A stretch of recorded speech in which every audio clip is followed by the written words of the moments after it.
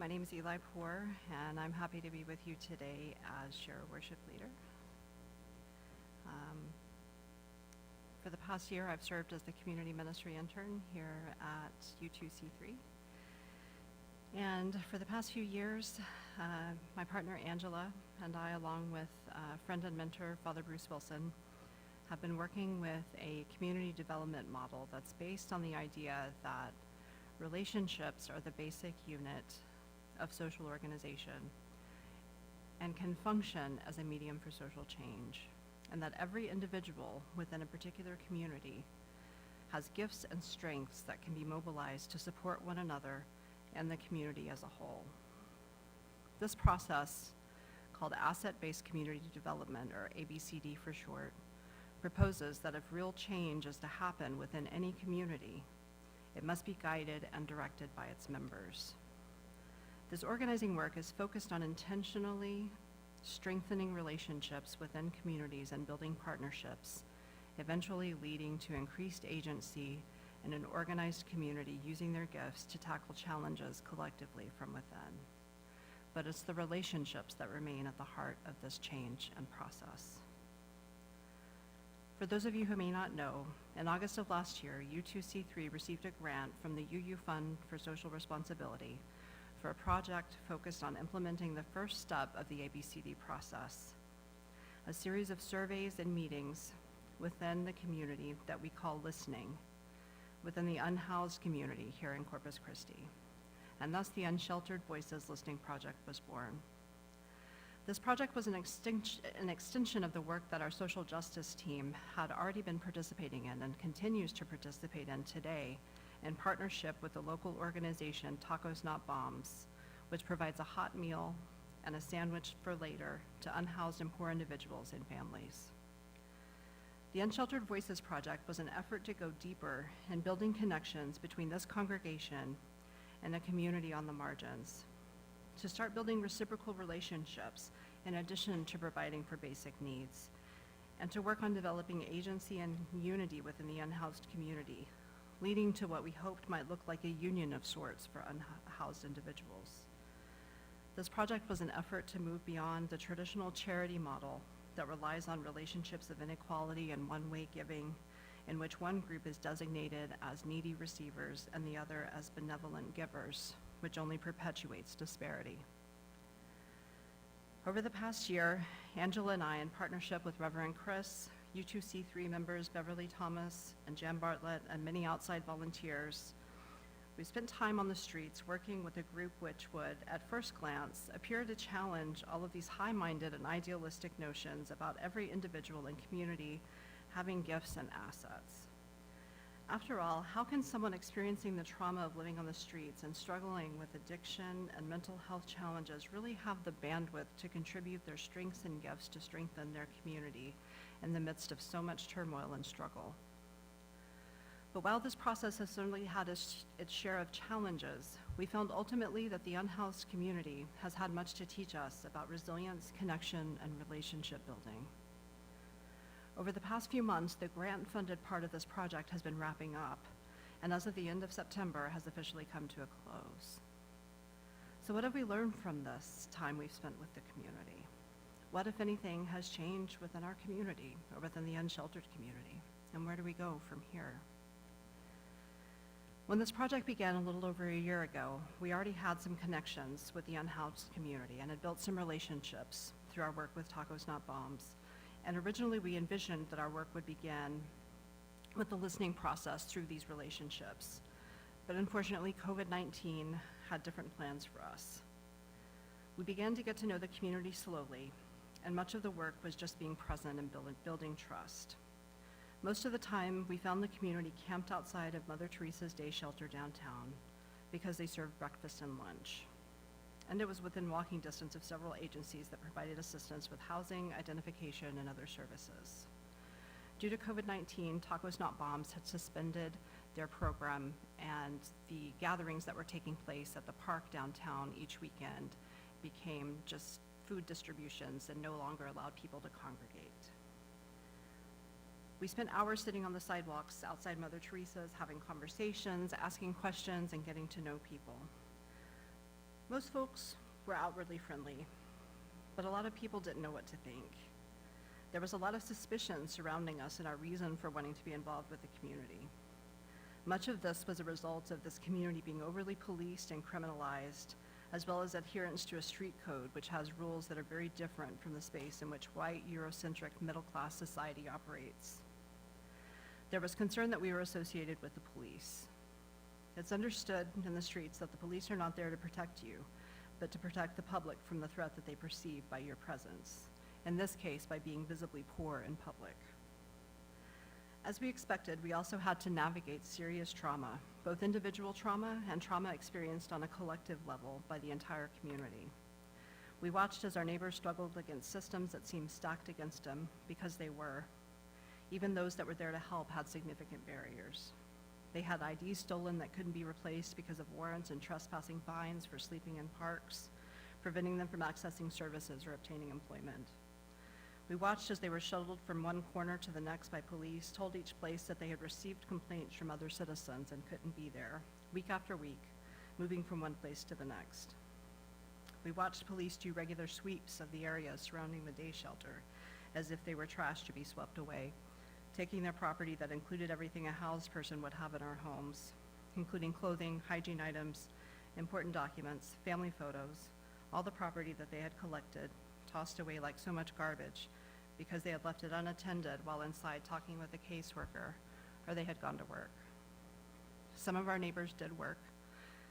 Unfortunately, sometimes this work ended up being exploitative because without documents, they had no way to obtain them for numerous reasons, and as a result, they ended up taking under the table cleaning jobs or doing whatever they could with no recourse if they got paid less than minimum wage or if they didn't get paid at all. And there's a group of outsiders that regularly preys on the vulnerability of the community in this way. Slowly, though, through our conversations, through our relationships, and through our presence, we made progress and trust began to be built. They learned our names and we learned theirs, some given, some street names.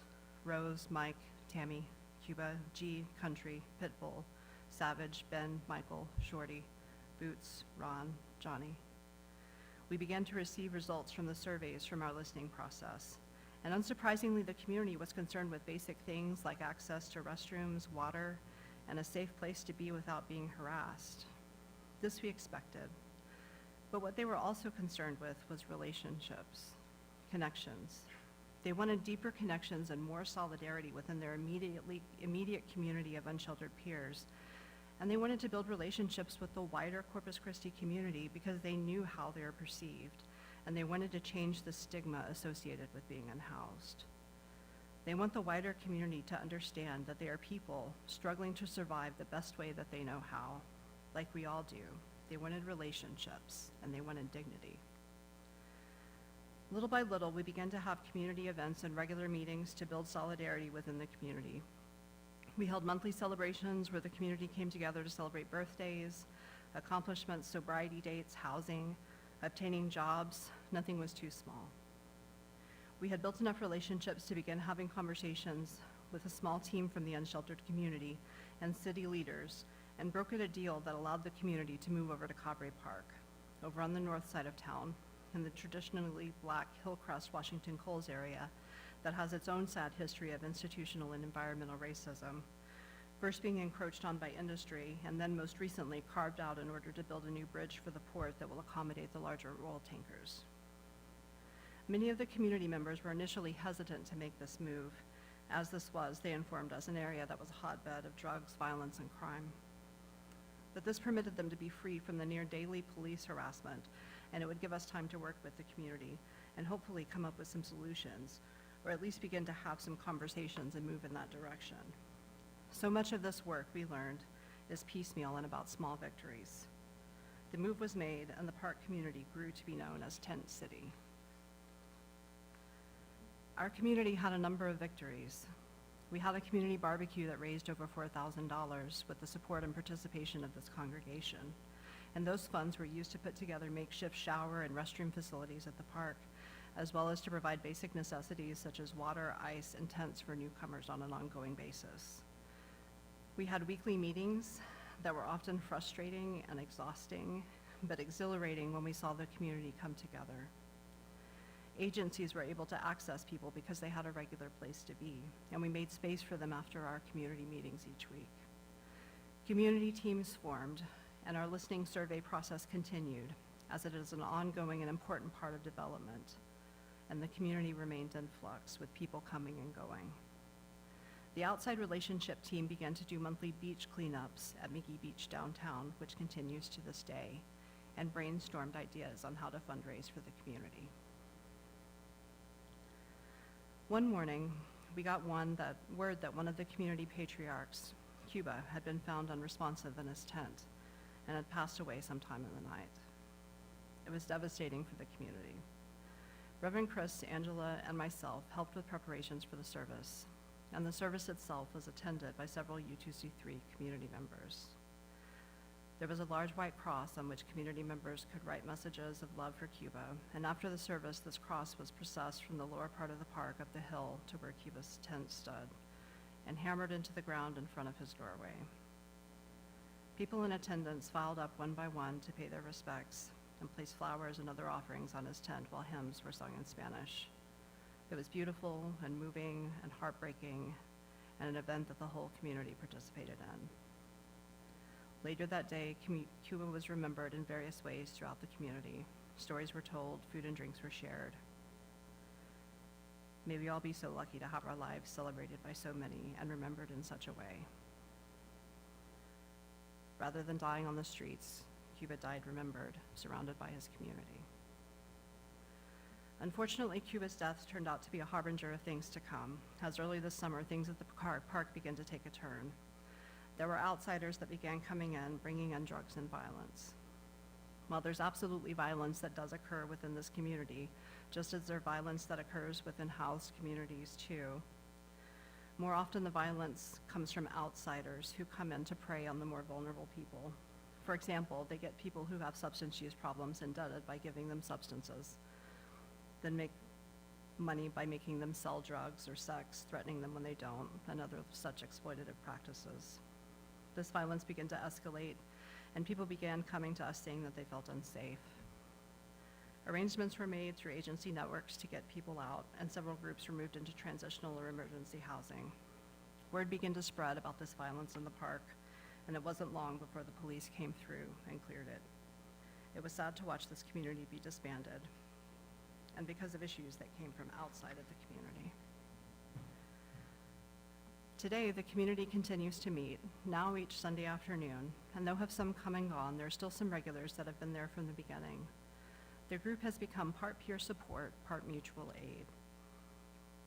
They come together to help one another or people who are new to street homelessness and accessing resources that are available, and to process the trauma of living on the streets together, something that they can't get anywhere else, and something that they can uniquely support one another in. The group is led and facilitated by unsheltered people. There is one question asked as they go around and each take turns to talk. How can we support you? They're making plans to attend the city council meetings on Tuesday to begin to have some visibility there and to connect again with city leaders. There's a cleanup at McGee Beach once a month. They decide on how or if to spend the remaining barbecue fundraising funds, and decide and vote as a group on assisting with costs for IDs, food, or anything else that might come up for people who attend. A tracking sheet is kept with assistance from volunteers, but this process is run by and for the community, with all decisions made by the community. The way our friends live, outside, together, in small groups, is far from unnatural. For the majority of human history, we lived itinerant lives, moving from place to place as hunter-gatherers. It could be argued that our houses, our cities with their pollution and urban sprawl, and our economic system that relies almost entirely on transactional relationships, and the vast and ever-increasing spread between rich and poor, these things are far more unnatural to human beings. And our houses have become, over time, much bigger, with the average square footage of an American home more than doubling since 1950. By contrast, according to a comparison of studies from 1984 and 2004 published by the American Sociological Review, the number of close relationships we have has shrunk in that time by nearly 30%, with 25% of people reporting that they had no close friends at all, a number that doubled over that 20-year period. We've come to value things more than people, objects over relationships, houses and security over community. We suffer from a poverty of connection, too. Whether we're housed or unhoused, as our seventh principle, which recognizes the interdependent web of which we are all a part, reminds us our lives depend on one another. Our communities depend on one another, too. We're deeply interconnected in ways that we are only beginning to realize. So how do we begin to imagine or reimagine, create or recreate our lives in churches and communities and systems that reflect and support this crucial fact? What can we continue to learn from the unsheltered community and other marginalized communities that exist on the outside of oppressive systems that naturally hold clues as to how to transform them by nature of being counter to them?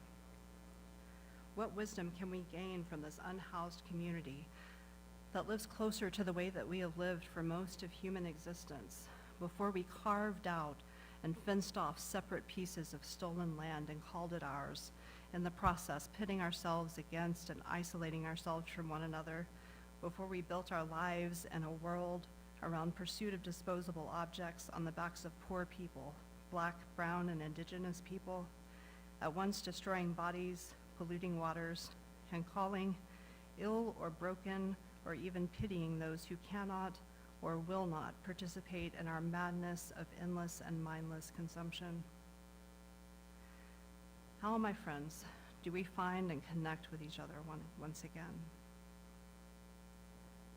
I believed when the Unsheltered Voices project began that relationships and presence could transform even the most seemingly troubled communities. I still believe that, only my notion of what a troubled community is has shifted. A troubled community is one that has lost its connections, that's become severed from itself. I believe that as people of faith, and we are, as much as many of us may bristle against that terminology, people of faith, of Unitarian Universalism, which calls us to higher account and higher purpose, not through a specific creed or dogma, but through our own moral understandings and spiritual truths, and through our 7 principles. As a people of faith, we are called to moral repair. As someone who comes from a Southern Baptist tradition, I can't believe I'm saying those words because they meant something entirely different in that faith context. But in the context in which I'm using it, which I'm borrowing from restorative justice, it means that we are responsible for tending and repairing connections to and with one another, to and with the earth, to and with the wider community, to and with the wider world. But in order to do this authentically, we have to be willing not to just see people as they are, but to see ourselves as we are. We have to be willing to see our privilege, come to see that water that we swim in, and open our eyes to the systems that perpetuate the inequality that we see around us. And these systems seem so huge and overwhelming. How, for example, do you tackle a systemic problem like homelessness, and income inequality, racism, or violence? The answer is that we start small. We start by listening. We start by paying attention. We start with presence. And I believe in almost every case, the beating heart at the very center that allows these systems to function is the condition that we remain disconnected from one another.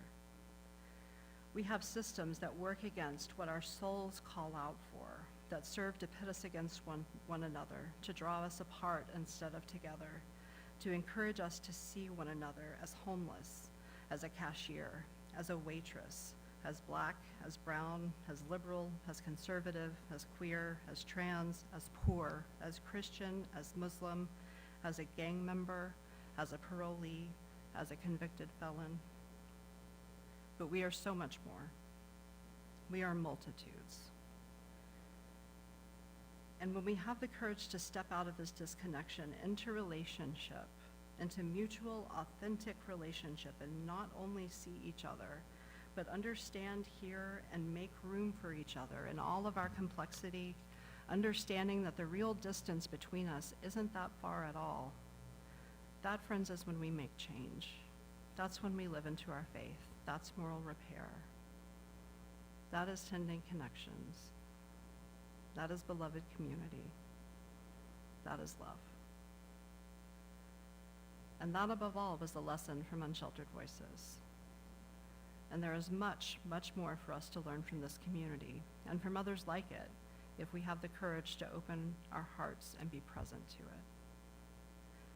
May we have the courage to remember, foster, and honor the sacredness and power of our relationships. And may we remember that we are, all of us, deeply, powerfully, and irrevocably connected. May you be blessed, may we be blessed, and may we all be a blessing to each other.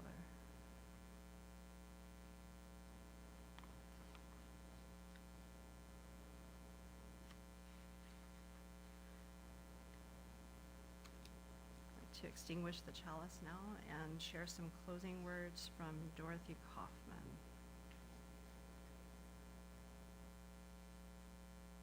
From the bottom of my very existence, I am pervaded with light energy,